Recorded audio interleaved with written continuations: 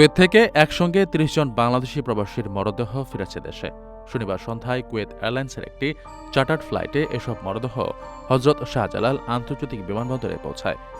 একই দিনে পৃথক একটি ফ্লাইটে মালয়েশিয়া থেকে আরও ২ বাংলাদেশি প্রবাসীর মরদেহ দেশে আনা হয়েছে বলেও জানা গেছে।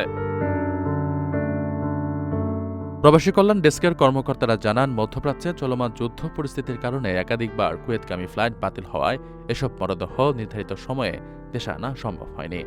পরে বিশেষ চার্টার ফ্লাইটের মাধ্যমে মরদেহগুলো দেশে আনার ব্যবস্থা করা হয়।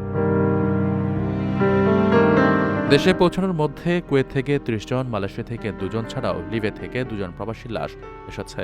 লাশগুলো পরিবারের কাছে হস্তান্তরের সময় সরকারের ওয়েজার্নার্স কল্যাণ বোর্ড থেকে দাফন ও অন্যান্য খরচ বাবদ প্রতিটি পরিবারকে ৩৫,০০০ টাকা করে আর্থিক সহায়তা প্রদান করা হয়েছে। এছাড়াও ওই পরিবারগুলো অন্য কোনো আর্থিক সুবিধা বা বীমার পাওনা পাওয়ার যোগ্য হলে তা দ্রুততম সময়ে প্রদান করা হবে।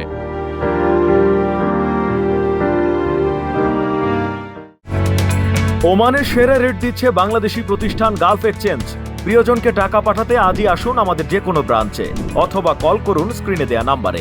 গালফ এক্সচেঞ্জ, বাংলাদেশিদের প্রিয় এক্সচেঞ্জ।